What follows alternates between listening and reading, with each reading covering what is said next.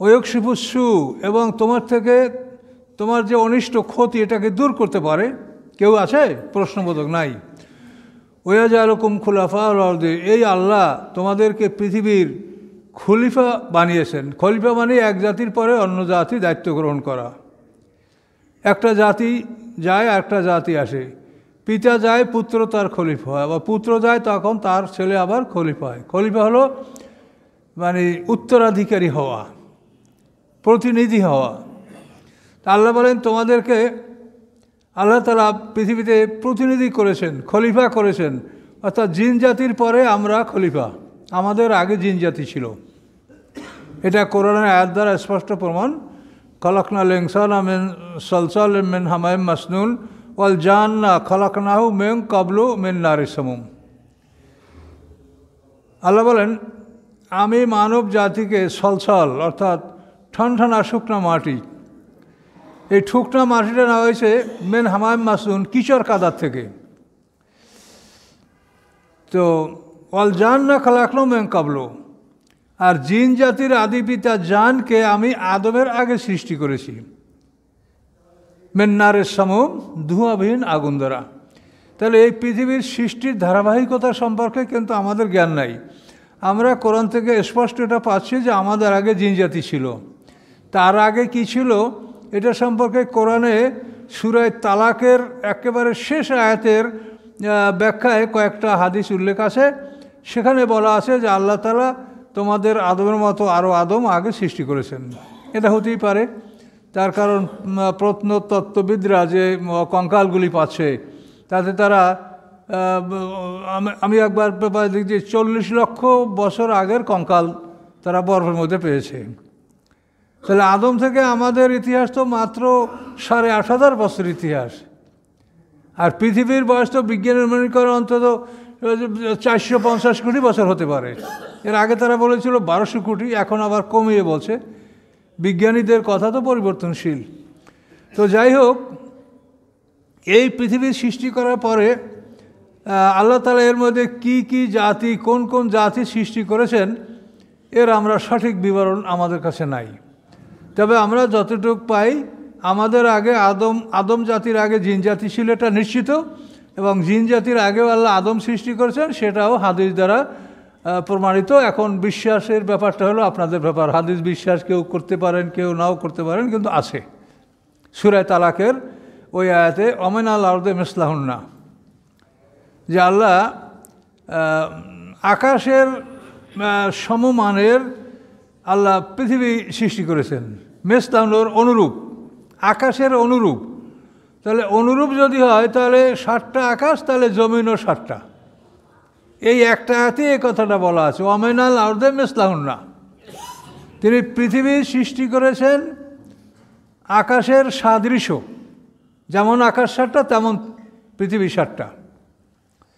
ইয়াতানাজ্জালুল আমরু বাইনাহুন্না, এবং প্রত্যেকটা জগতে আল্লাহর আদেশ জারি হচ্ছে।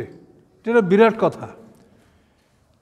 বাইনাহুন্না মানে সকল, ওই যে 60টা পৃথিবী, প্রত্যেকটা পৃথিবীতেই আল্লাহর আদেশ জারি হচ্ছে, তার বিধান সেখানে প্রচলিত আছে। তাহলে আমরা এর থেকে বুঝতে পারি যে আমাদের হিসাব নিকাশ বিস্তার এটা সম্পন্ন করার পর আমাদেরকে আমাদের যথাস্থানে আমাদের ঠিকানায় পৌঁছিয়ে দেওয়ার পর, জান্নাতীরা জান্নাতে জাহান্নামীরা জাহান্নামে, এটা পৌঁছিয়ে দেওয়ার পরে আল্লাহ তাআলা তার অনেক কাজ আছে। এখানেই আল্লাহ তাআলার কর্মসমাপ্তি ঘটবে না, যে আমরা মানুষ আমাদের বিচার আচার করে এখন আর আল্লাহর সামনে কোনো কাজ নাই, এই চিন্তাটা আমরা করতে পারছি না। যেহেতু ওখানে আল্লাহ বলছেন ইয়াতানাজ্জালুল আমরু বাইনাহুন্না, কোরআন আয়াত কিন্তু এটা, যে ওই জগৎগুলিতেও আল্লাহর আদেশ অহরহ অবতীর্ণ হচ্ছে, নাজেল হচ্ছে। তাহলে প্যারালাল বিশ্ব, আরও আমাদের এই বিশ্বের মতো আরও বিশ্ব থাকা, এবং মোটামুটি কোরআনের ভিতরে ঢুকলে আমরা শেষ পর্যন্ত অপারগ, নিজে আল্লাহর কাছে সারেন্ডার করা ছাড়া আমাদের কোনো বুদ্ধি নাই। তার কারণ আল্লাহ তাআলার যে কত জগৎ কত কিছু আছে আমরা কি করে বুঝবো? আল্লাহর কালামে আল্লাহ যে কথা বলছেন যে 60টা সমুদ্রের পানি যদি কালিতে রূপান্তরিত করা হয়, সমগ্র পৃথিবীর গাছগুলি থেকে যদি কলম তৈরি করা হয়, তাহলে আমার এলেম শেষ হবে না, আমার বাণী শেষ হবে না, কিন্তু এর আগে সমুদ্রের পানি শেষ হবে। এখন এই কথা দ্বারা আমরা কি বুঝি বলেন? আপনি মনে করেন যে একটা বড় পুকুরের পানি এই কালি বানালে তা তো পৃথিবীর সব জ্ঞান এর থেকে লেখলে তাও পুকুরের পানি ফুরবে না। এটা বাস্তব কিনা বলেন? একটা খালে কত পানি আছে, একটা নদীতে কত পানি আছে, একটা সাগরে কত পানি, একটা মহাসাগরে কত পানি আছে। এগুলি কালি করলে এবং পৃথিবীর সমস্ত বৃক্ষগুলি দ্বারা কলম বানালে, আল্লাহর কালাম লিখলে আল্লাহর কালাম শেষ হবে না। এটা তো ডাইরেক্ট কোরআনে আল্লাহ বলেছেন। তাহলে আমরা বুঝতে পারি আল্লাহর বাণী এমন, যেমন আমাদের কোরআনে, আমরা কোরআন আমাদের সামনে আছে, এইরকমই আল্লাহর বাণী, যে এত সুন্দর, এত প্রাঞ্জল, মানে এর সমকক্ষ পৃথিবী কেউ এরকম বলতে পারে না। পৃথিবীতে কোনো আরবি ভাষা কোরআনের মতো সুন্দর করে পড়তে পারবে কেউ, যে এইরকম সুন্দর লাগবে? এই যে কারি সাহেবরা কোরআন পড়ে, আপনারা কেরাত প্রতিযোগিতার জন্য লক্ষ লক্ষ টাকা ব্যয় করে কারিদেরকে ডাকেন বিশ্বের, কোরআন শুধু শোনার জন্য। তাহলে এই যে কোরআন যে এত সুন্দর, একে আপনি খুব দ্রুত পড়তে পারেন, ধীরে ধীরে পড়তে পারেন, হ্যাঁ, বিভিন্ন রকম একে পড়ার সিস্টেম আছে এবং প্রত্যেকটাই সুন্দর। পৃথিবীতে অন্য কোনো ভাষাতে এরকম নাই। কোরআনে এই যে সিয়াসাতটা আছে, আপনি দেখেন সিয়াসাতটা কি কোরআনের মতো পড়া যায়? কোরআনের মতো কোনো রকম সিয়াসাতটা আপনি পড়তে পারবেন? হবেই না। তাহলে এই বাণী আল্লাহর, এই বাণী আল্লাহর, এর সাথে কেউ মোকাবেলা করতে পারে না। সেই বাণীতে আল্লাহ বলছেন, দুটো আয়াতেই বলছেন এই কালির কথা, সমুদ্রের কথা, যে সমুদ্রে যে পানি আছে এগুলি কালিতে রূপান্তরিত করা হলে সমুদ্রের পানি ফুরাবে, কিন্তু আল্লাহর বাণী, আল্লাহর বাক্য ফুরাবে না। তাহলে এই বাণীগুলি কোথার জন্য? তাহলে নিশ্চয়ই কোটি কোটি জগৎ আছে আল্লাহর। আল্লাহর এই কথা ইশারা করে যে তার কোটি কোটি জগৎ আছে। কাজে এটা বাস্তব, এটা কোরআনের দিকে আপনি নজর করলে আপনি দেখতে পাচ্ছেন যে এটা সত্য। তো যাই হোক, এখানে আমরা আমাদের নির্ধারিত আয়াতের মধ্যে আমরা আবার ফিরে আসি। আল্লাহ বলছেন যে, চ্যালেঞ্জ করছেন যে আল্লাহর সাথে কি কোনো অন্য ইলাহা আছে? মক্কার মুশরিকরা বলে যে আল্লাহ একা না, আল্লাহর সাথে আমাদের এই লাত, উজ্জা, মানাত, ওল, হবল এরা থাকবে। আল্লাহ একা একা, এত মানুষের কথা শোনা, কাজ করা এটা আল্লাহর পক্ষে সম্ভব না, কাজে এরা আল্লাহর সহযোগী এবং এরা আমাদের জন্য সুপারিশ করবে, এই ধরনের একটা ধারণা তাদের ছিল। তারা কিন্তু আল্লাহকে অস্বীকার করে নাই যে আল্লাহ নাই, এটা কখনো তারা বলে নাই। তারা যখনই কোনো কাজ শুরু করতো, গুরুত্বপূর্ণ কাজ, সে কাজের শুরুতে তারা বলতো বেসমেকা আল্লাহুম্মা। আমরা বলি বিসমিল্লাহির রহমানির রহিম, আর ওরা বলতো বেসমেকা আল্লাহুম্মা, একই অর্থ, হে আল্লাহ আপনার নামে, আর বিসমিল্লাহ আল্লাহ আপনার নামে, একই অর্থ। এটা আপনারা জানেন, বিখ্যাত ঘটনা, হুদায়বিয়ার সন্ধিতে যখন হযরত আলী রাদিয়াল্লাহু তাআলা এই সন্ধিটা লিখলেন, উপরে বিসমিল্লাহির রহমানির রহিম লিখেছিলেন, তখন আবু জাহলের বড় পুত্র সোহেল ইবনে আমর, সে মানে মুশরিকদের পক্ষে সই করবে, আর এদিকে আল্লাহ রসুল। তখন এই সোহেল ইবনে আমর কি বলেছিল যে আমরা আল্লাহকে মানি, কিন্তু এই বিসমিল্লাহ এটা আমরা জানি না, আমরা জানি যেটা বিসমিকা আল্লাহুম্মা, এইটা কাইটে সেটা লেখো। তো সেটাই লেখা হয়েছিল। তার আল্লাহর পক্ষ থেকে আল্লাহ তাআলা আল্লাহ রসুলকে বারবার চাপ দিচ্ছিলেন যে যে কোনো মূল্যে হুদায়বিয়ার সন্ধি এটা সম্পন্ন আপনি করবেনই করবেন, এটা আল্লাহ রাসূলকে বলছিলেন, যার জন্য ওরা যা বলে রাসূল তাই মানছে। এরপরে মুহাম্মদ রসুলের আপত্তি করা হলো, সেটাও শেষ মতো কাটা হলো।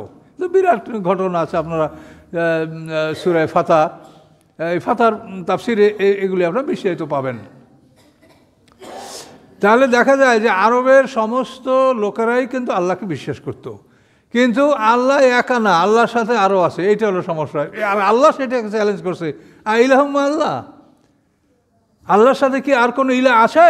নাই, কেউ নাই, কেউ আল্লাহর সমকক্ষ নাই। আল্লাহ একাই সব কিছু করতে পারেন, একাই সব কিছু করেন, সমস্ত পৃথিবী ধ্বংস করে তিনি একাই থাকবেন। ওয়াইয়াবকা ওয়াজহু রাব্বিকা যুল জালালি ওয়াল ইকরাম, সব কিছু ধ্বংস হয়ে যাওয়ার পরে এই মহাবিশ্বের কোনো কিছুর মধ্যে কোনো পরিবর্তন আসবে না, সব যথাস্থানে যথাযথভাবে সুন্দরভাবে আছে, এভাবেই থাকবে। কিন্তু শুধু আল্লাহ আছেন আর কেউ নাই।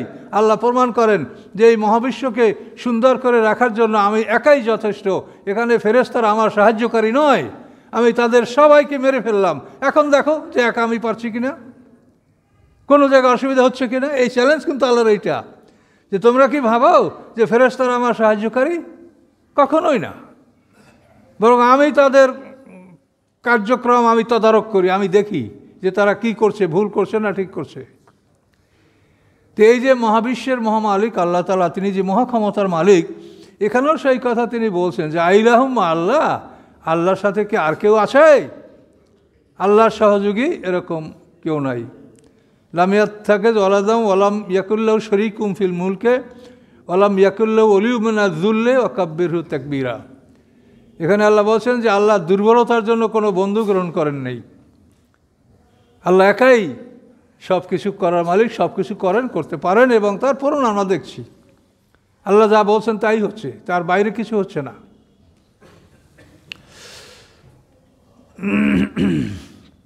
তো আল্লাহ রাব্বুল আলামিন বলেন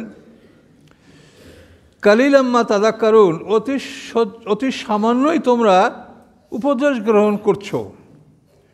আবার আর একটা চ্যালেঞ্জ আল্লাহ করছে, আম্মা ইয়াদিকুম ফি যুলুমাতিল বাররি ওয়াল বাহর, এমন কেউ আছে কি যে তোমাদেরকে পথ প্রদর্শন করবে অন্ধকারের মধ্যে স্থলের এবং জলের?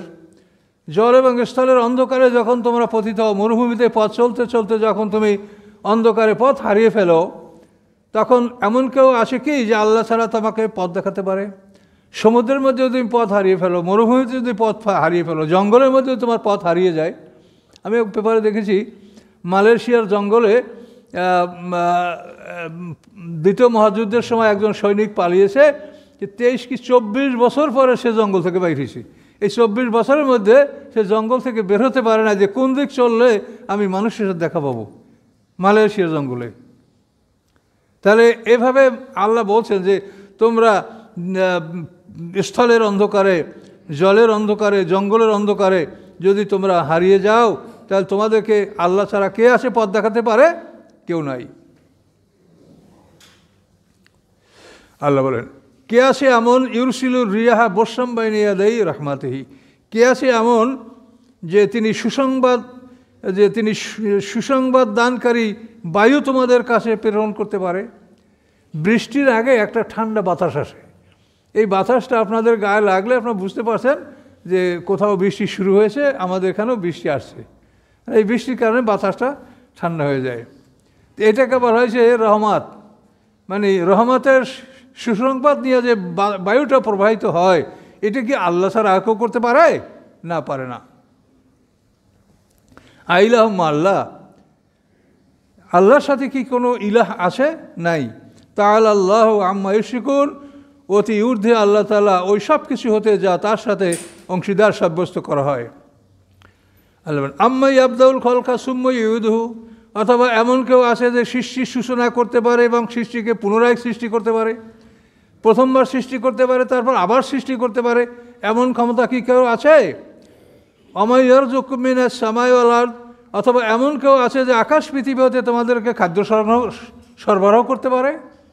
এই আকাশ পৃথিবীর খাদ্য সম্পূর্ণ আল্লাহর নিয়ন্ত্রণে। কি পরিমাণে পানি পৃথিবীতে প্রয়োজন হবে, কি পরিমাণে কি দরকার হবে, পানি বাতাস সব কিছু এটা আল্লাহর হাতে, আল্লাহই এটা নাজেল করেন।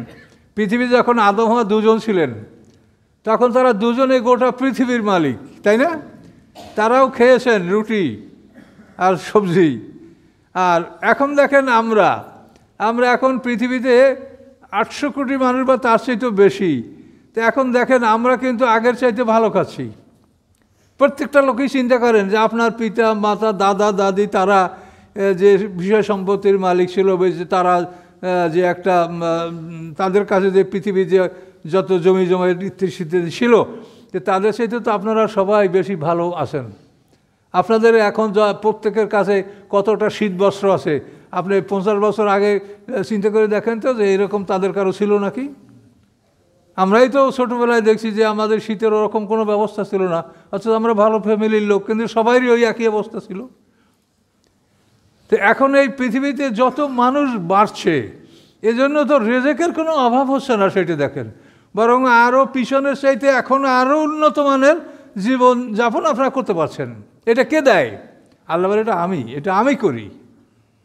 এই সৃষ্টি আমার এবং তাদের খাদ্য দেওয়ার দায়িত্ব আমার, আমি এই খাদ্য সরবরাহ করি। কিন্তু আমি এক শ্রেণীর দুর্বলদের খাদ্য ধনীদের জ্ঞানীদের দায়িত্বে আমি দিয়েছি। ধনীরা সেই দায়িত্ব যদি পালন না করে, জ্ঞানীরা যদি সেই দায়িত্ব পালন না করে, তা আমি তাদেরকে বিচারের মুখোমুখি করব। এক শ্রেণীর দুর্বল, তাদের খাদ্য খাদক জীবিকা, তাদের প্রভিশন অফ লাইফ, এটা আল্লাহ জ্ঞানীদের দায়িত্বে দিয়েছেন যে তোমাদের দায়িত্বে ওদের হক আছে, সেটা সম্মানজনকভাবে তাদেরকে পৌঁছিয়ে দাও। সেটা তোমার না, সেটা তারই প্রাপ্য। কাজে সম্মানজনকভাবে তোমরা তাকে সেটা পৌঁছিয়ে দাও। কিন্তু আমরা সেটা মনে করি না। আমরা মনে করি ও ফকির, ওরে বাইরের থেকে ফিকা কিছু দিলেই তো হয়ে গেল, তাতেই তো খুশি। কিন্তু সেটা না, সে যেটা পাবে তাকে সম্মানজনকভাবে সে তুমি তাকে দাও, এটা তার অধিকার, এটা তারই সম্পদ, তোমার মধ্যে আছে। কাজে এই মনোভাব আপনাকে রাখতে হবে যে আমার মধ্যে যে জাকাতের অংশটা আছে এটা তাদের অধিকার। এটা আমার কোনো এমন নয় যেটা আমি ধনী আমি জাকাত দিচ্ছি, না, এটা তাদের অধিকার। আল্লাহ তাআলা এভাবে দায়িত্ব দিয়েছেন। কাজে এইভাবে বুঝে শুনে আপনাদেরকে এই কাজগুলি করতে হবে।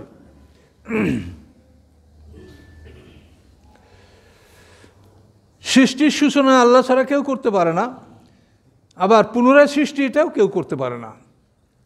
যে মানুষ যেভাবে সৃষ্টি হয়েছে, আল্লাহ তাআলা যে নিয়মে মানুষ সৃষ্টি করেন, এই নিয়মের ব্যতিক্রম পৃথিবীতে কিছুই হতে পারে না, হয় না এবং হবে না কিয়ামত পর্যন্ত। তাই আল্লাহ চ্যালেঞ্জ করছেন যে সৃষ্টির সূচনা কে করে, দ্বিতীয়বার সৃষ্টি কে করে, এই কাজ কে করতে পারে আল্লাহ ছাড়া, এবং আকাশ পৃথিবীতে তোমাদের জীবিকা কে সরবরাহ করতে পারে। আইলাহুম আল্লাহ, আল্লাহর সাথে কি কোনো ইলাহ আছে? কুল, আপনি বলুন, হাতু বুরহানাকুম, তোমাদের কাছে যদি প্রমাণ থাকে তো প্রমাণ লও, নিয়ে আসো। তোমাদের কাছে কি প্রমাণ আছে যে আল্লাহর সাথে অন্য কোনো ইলাহ আছে, আল্লাহর অংশীদার আছে, এমন কি প্রমাণ তোমাদের আছে? কি বাইবেলে আছে, না গোসপেলে আছে, না কোরআনে আছে, না ইনজিলে আছে? কোথায় আছে? কোথায় আছে এরকম কথা যে আল্লাহর সাথে অংশীদার আছে? পৃথিবীতে মানে যত সব ধর্মীয় ক্লাসিক বুক বলতে যেটা বোঝায়, অর্থাৎ ধর্মীয় যত গ্রন্থ আছে, এর কোথাও কি আছে এই কথা যে আল্লাহর সাথে অংশীদার আছে, আল্লাহর কেউ শরিক আছে? কোথাও নাই। তাই তোমরা কিভাবে বলছো এটা?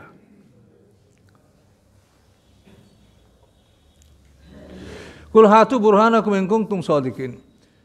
এরপরে আল্লাহ বলেন, কুল, আপনি বলেন, লা ইয়ালামু মান ফিস সামাওয়াতি ওয়াল আরদিল গায়বা ইল্লাল্লাহ, জানে না কেহ গায়েব সম্পর্কে যারা আকাশের মধ্যে আছে, পৃথিবীর মধ্যে আছে, আল্লাহ ব্যতীত। আল্লাহ ব্যতীত আকাশ পৃথিবীর মধ্যে যারা আছে তারা কেউ গায়েব জানে না।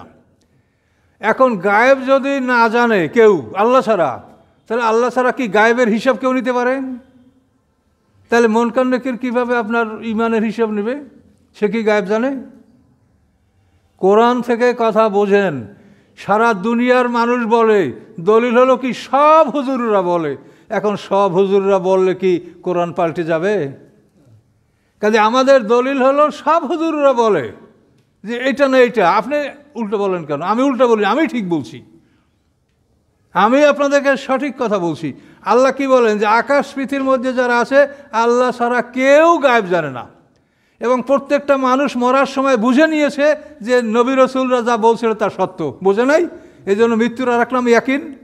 মৃত্যুর সময় প্রত্যেকটা মানুষ বলবে না রব্বির জিউন, আল্লাহ আমাকে ফিরিয়ে নেন পৃথিবীতে। মুমিনরা বলবে রব্বিল আউল আখারতানি আজালান কারীম, সব কোরআনে আয়াত না? তাহলে মৃত্যুর সময় সবাই বুঝতে পারবে যে নবী রাসূল যা বলছিল এটা ঠিক। এইটা বোঝার পরে তারা মরার পরে এখন মুনকার নাকির সুয়াল করবে, তখন তো তারা বলবেই যে আমার রব আল্লাহ।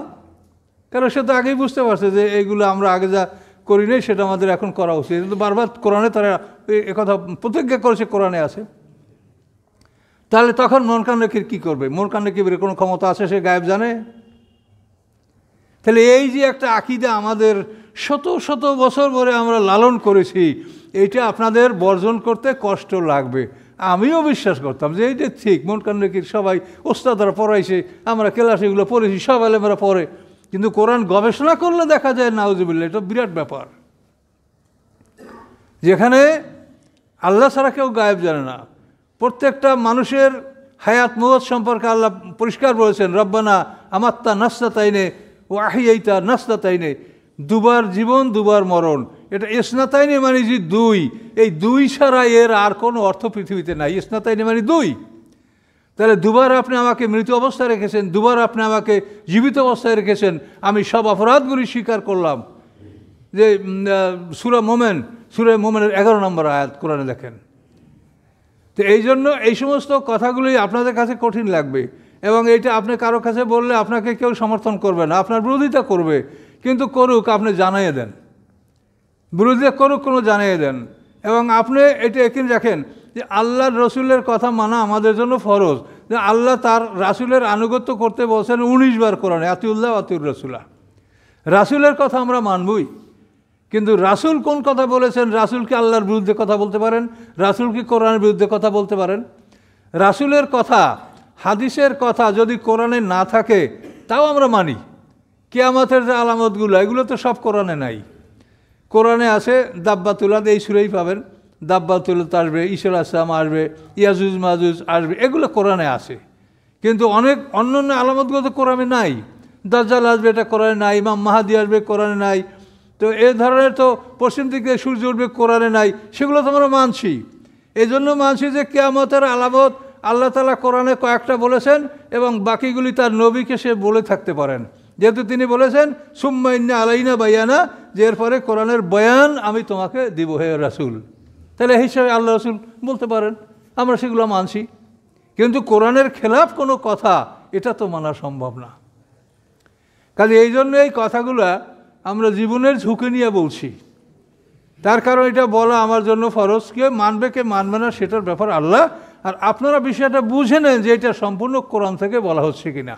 এই যে এটা লা ইয়ালামুল গায়বা মান ফিস সামাওয়াতি ওয়াল আরদি ইল্লাল্লাহ, আল্লাহ ছাড়া আকাশপৃথিবীতে কেউ গায়েব জানে না। কিন্তু সমাজের ভুরি ভুরি লোক মনে করে যে পিসাবরা গায়েব জানে, অলিয়াল্লাহরা গায়েব জানে, তারা চক্ষু বন্ধ করলে সব দেখে। এ ধরনের কোটি কোটি মানুষ নামাজ পড়ে, অথচ এই শিরকি আকীদা, এই শিরক নিয়ে মারা গেলে আল্লাহ তাদেরকে কোনোদিন জান্নাত দিবেন না। এটা আল্লাহ বলে দিয়েছেন কোরআনে, যে শিরক ছাড়া অন্য অপরাধ আল্লাহ যাকে ইচ্ছা তাকে ক্ষমা করবেন। কিন্তু শিরক নিয়ে যদি কারো মৃত্যু হয়, তওবা যদি না করতে পারে, তাহলে তাকে আল্লাহ তাআলা কোনোদিন ক্ষমা করবেন না। এটা আল্লাহ কোরআনে স্পষ্ট বলেছে। সূরা নিসার মধ্যে একাধিকবার এই আয়াত আল্লাহ নাযিল করেছেন, ইন্নাল্লাহা লা ইয়াগফিরু আন ইউশরাকা বিহি ওয়া ইয়াগফিরু মা দুনা যালিকা লিমান ইয়াশা। তো এই জন্য আমাদের আকীদা, আমাদের ধ্যান ধারণা, ঈমান, আমরা সব কিছু কোরআনের উপর নির্ভরশীল। এবং কোরআন বোঝার জন্য আমরা অনেক ক্ষেত্রে রাসূলের মুখাপেক্ষী, যেন আবার কেউ এটা না বলেন যে আমরা কোরআন দ্বারাই সব পাবো, রাসূলের কাছে যাওয়ার দরকার নাই। এইটা ধারণা করলে, এইটা বলে, সেটাও কিন্তু সীমা লঙ্ঘন হবে, সেটা কোরআনের খেলাফ হবে। যেহেতু কোরআন তো বলেই দিয়েছে যে রাসূলকে অনেক বিষয়ের মানে বিবরণ আল্লাহ রাসূলকে দিবেন। আর আমরা তো বাস্তবে দেখছি, এই যে জাকাতের যে আমরা 13টা ফরজ বলি, এই জাকাতের যে বিবরণটা, এটা রাসূলের হাদিস ছাড়া কোনোভাবেই আমরা কোরআন থেকে এটা মীমাংসা আমরা দিতে পারছি না। যে আপনার গুপ্তদান, খনিজ সম্পদে 5 ভাগের 1 ভাগ জাকাত দেওয়া ফরজ, যে আল্লাহ রসুল বলেছেন অফিল মাআদেন ওয়ার রেকাজি আল খমস।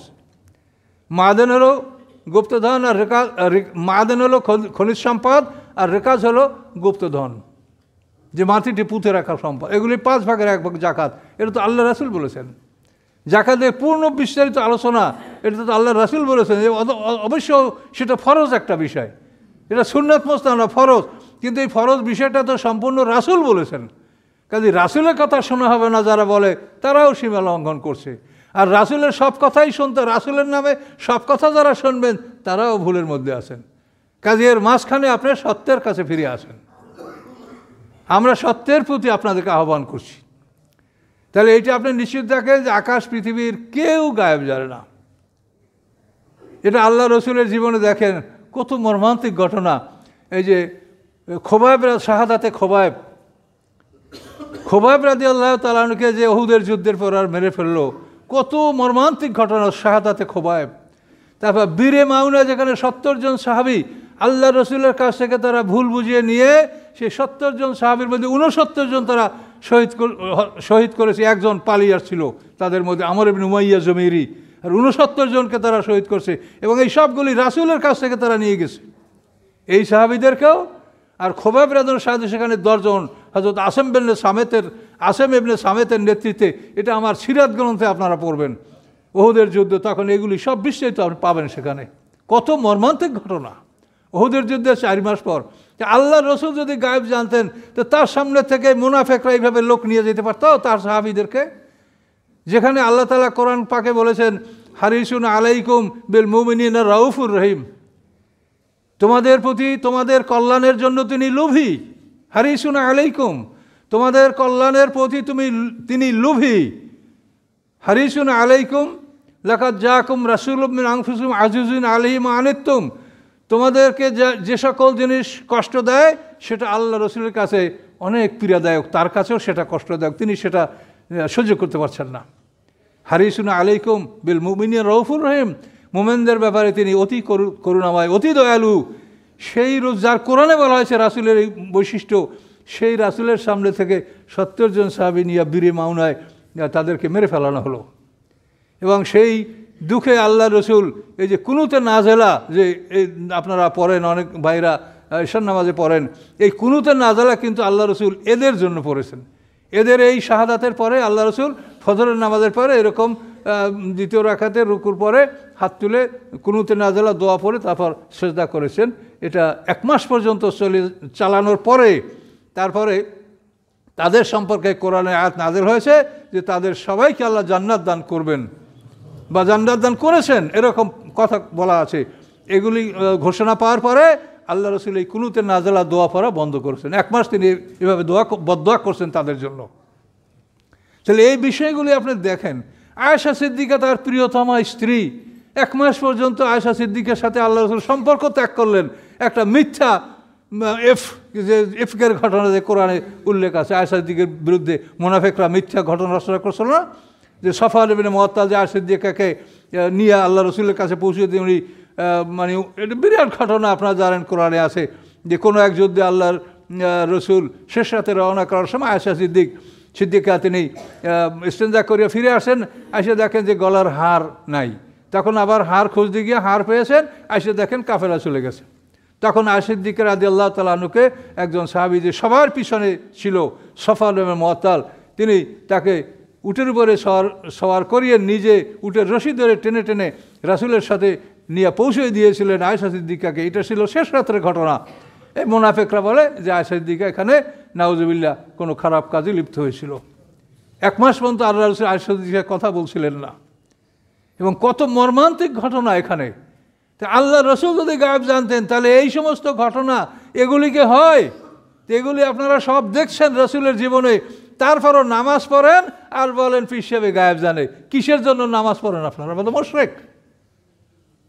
আপনারা কোরআন মানেন না তো কিসের জন্য নামাজ পড়েন? কি নামাজ দিয়ে কী হবে বলেন? নামাজ যদি হয় তো আপনার হবে, নামাজ কি আল্লাহর কিছু হয় যে আপনার নামাজগুলো আল্লাহ নিবে? কাজে এই জন্য আপনারা সতর্ক থাকেন, শিরক থেকে বেঁচে থাকেন। ফরজ ওয়াজিব ইবাদত করতে পারলেই জান্নাতের মালিক হবেন, আর নফল ইবাদত যদি করতে পারেন জান্নাতে আপনার দরজা বুলন্দ হবে। কিন্তু ফরজ এবং ওয়াজিবগুলি পর্যন্ত যদি কেউ পালন করতে পারে তাতেই সে জান্নাত পাবে ইনশাআল্লাহ। কারণ এগুলি তার হল আজমেল উমুর, অর্থাৎ অনিবার্য। আজিমাত এবং রকসত, আমলগুলি 2টা ভাগ। আজিমাত হলো অবশ্য পালনীয়, রকসত হলো আপনি করলে সব, না করলে গুনাহ নাই। এটার নাম হলো রকসত। আমলগুলি 2 ভাগ, আজিমাত, রকসত। তো সম্মানিত শুধু কথা বলতে গেলে অনেক বাইরের কথা আসে এবং এই সব কথাই কোরআনের। তো এর থেকে আপনারা নিশ্চিত হন যে আল্লাহ ছাড়া কেউ গায়েব জানে না। আল্লাহ রসুলের জীবনে সাংঘাতিক মর্মান্তিক ঘটনা ঘটেছে এবং এভাবে বহু ঘটনা। আল্লাহ রসুলকে হত্যা করার চেষ্টা করা হয়েছে, সেগুলো পরে আল্লাহ রসুলকে গায়েবে জানিয়ে দেওয়া হয়েছে। বিভিন্ন রকমের বহু ঘটনা কোরআনে আছে। আর অমায় ইয়াশউরুন আইয়ানা ইউবআসুন, এবং তারা জানে না যে কখন তাদেরকে তোলা হবে, কখন বিচারের জন্য মাঠে তোলা হবে, এটা কেউ বলতে পারে না। কিয়ামতের দিনটা আল্লাহ গোপন রেখেছেন, এটা কারো কাছে আল্লাহ প্রকাশ করেননি, এটা আল্লাহর ব্যাপার।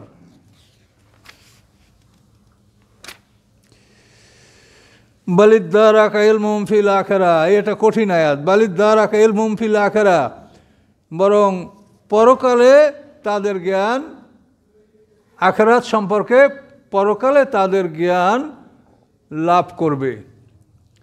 মানে পরকাল সম্পর্কে এখন তাদের জ্ঞানটা অনিশ্চিত, কিন্তু আখেরাতে তারা মানে দ্বিতীয় জীবন সম্পর্কে জ্ঞানটা বা হাসরের ময়দানে বিচারের জ্ঞানটা এটা পরকালে ফিল আখেরাতে পরকালে তারা স্পষ্টভাবে এটা বুঝতে পারবে যে আল্লাহ যা বলছিলেন, নবীরা যা বলছিলেন এটা সত্য। তো এর দ্বারা কামানি লাভ করা, অর্জন করা, তারা অর্জন করবে তাদের জ্ঞান এটা আয়ত্ত করবে ফিল আখেরা পরকালে তাদের জ্ঞান এটা অর্জন করবে যে আখেরা যে দ্বিতীয় জীবন এটা যে সত্য, এটা পরকালে বিচারের মাঝে উঠে তারা বুঝতে পারবে। কিন্তু উঠে বুঝলে কী হবে বলেন? আল্লাহ তো এই জন্যই বলেছেন লাতারাউন্নাল জাহিম সুম্মা লাতারাউন্না আইনাল ইয়াকিন, জাহিম দেখবা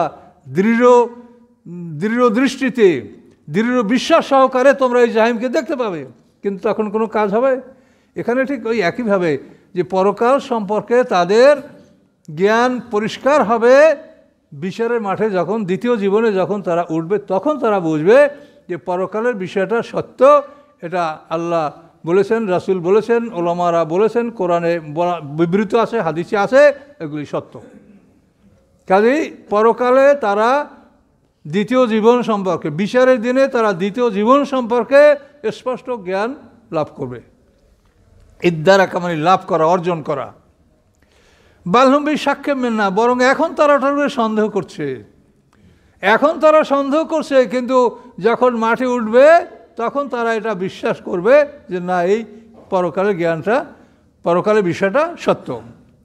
বালহুম মেন না আমুন, বরং তারা এখন ওই জ্ঞান থেকে অন্ধ। এখন তারা দ্বিতীয় জীবন সম্পর্কে অন্ধ, তারা দ্বিতীয় জীবন বিশ্বাস করে না, মনে করে এখানেই আমাদের সব কিছু। কিন্তু যখন হাসর হবে, কিয়ামত অনুষ্ঠিত হবে, তখন তাদের জ্ঞান এই জিনিসটা উপলব্ধি করতে পারবে যে দ্বিতীয় জীবন আছে, এটা সত্য। অবেল আখরাতুম ইউকিনুন, দ্বিতীয় জীবন বিশ্বাস করা, এটা হলো ইমানের যে 5টা গুণ বলছেন আল্লাহ বাকারায়, ওখানে অবেল আখরাতুম ইউকিনুন। সময় বললেন আমাকে কয় মিনিট? আচ্ছা, বিসমিল্লাহির রহমানির রহিম, আউযু বিল্লাহি মিনাশ শাইতানির রাজিম। অকাল আল্লাযীনা কাফারু, কাফেররা বলে, কি বলে?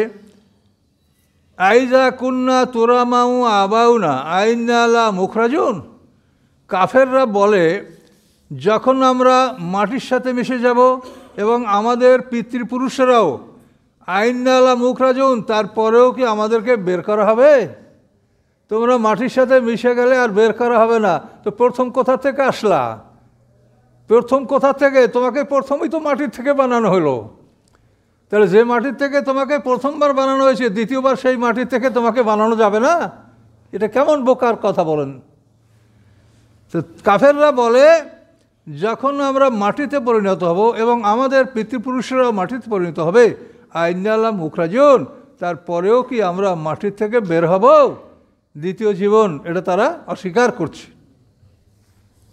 লাকাদ ওয়াদনা হাযা নাহনু আবাউনা, বলে তারা বলে যে এই কথা আমাদের সাথেও এর ওয়াদা দেওয়া হয়েছে, আর আমাদের পূর্বপুরুষদের সাথেও এই কথা বলা হয়েছে, কিন্তু কই আমরা তো দেখি না কিছু। এন হাযা ইল্লা সাতিরুল আওয়ালিন, নয় ইহা অন্য কিছু পূর্ববর্তীদের ইতিহাস ছাড়া। এটা পূর্ববর্তী ইতিহাস, এটা এছাড়া আর কিছু না। আমরা তো দেখি না। কই আমাদের পূর্বপুরুষ মোহাম্মদ সাল্লামকে বলতো যে তুমি তোমার দাদাকে জীবিত করে নিয়ে আসো, তাহলে বুঝবো যে না পরকাল হবে বা দ্বিতীয়বার জীবন হবে। এই ধরনের উদ্ভট কথা তারা বলতো। অন্য কাফেরও একই কথা বলতো। এনহাদা ইল্লা আসাতিরুল আউয়ালিন, এটা পূর্ববর্তীর গল্পগুজব ইতিহাস। আল্লাহ বলেন কুল সিরু ফিল আরদে, পৃথিবী ভ্রমণ করো, ফানজুরু দেখো, কাইফা কানা আকিবাতুল মুজরিমিন, অপরাধীদের পরিণাম কি হয়েছিল। এটা পৃথিবীতে ঘুরে দেখো। যারা আল্লাহর এই বাণীকে অস্বীকার করেছে, নবীদেরকে অস্বীকার করেছে, সর্বপ্রথম ধ্বংস আসে নূহ আলাইহিস সালামের জাতির উপরে। নূহ আলাইহিস সালামের জাতির উপরে তুফান আসছে, এটা কোরআনে বিভিন্ন জায়গায় আল্লাহ তা বর্ণনা করছেন।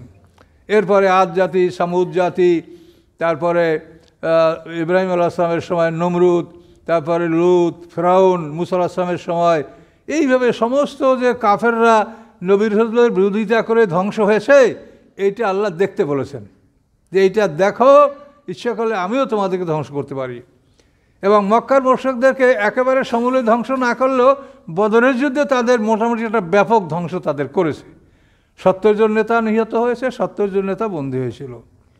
একেবারেই পূর্ববর্তীদের মতো না করলেও মোটামুটি ধ্বংস আল্লাহ তাদেরও করেছেন। ফানজুর কাইফা কানা আকিবাতুল মুজরিমিন, আল্লাহ বলেন যে দেখো অপরাধীদের পরিণামটা কি হয়েছিল এটা দেখো। ওয়ালা তাহজান আলাইহিম, হে রাসূল তাদের উপরে আপনি দুঃখ করবেন না। ওয়ালা তাকুন ফি দাইকিম মিম্মা ইয়ামকুরুন, এবং তারা যে ষড়যন্ত্র করে এ কারণে আপনার মনের মধ্যে যেন কোনো সংকীর্ণতা সৃষ্টি না হয়। ষড়যন্ত্র করে ওরা কিচ্ছু করতে পারবে না আপনার। ওরা তো ষড়যন্ত্র করছিল, সবাই মিলে কুরাইশ বংশের সবাই মিলে একসঙ্গে রাসূলকে হত্যা করবে। তা আল্লাহ কি বলেছেন?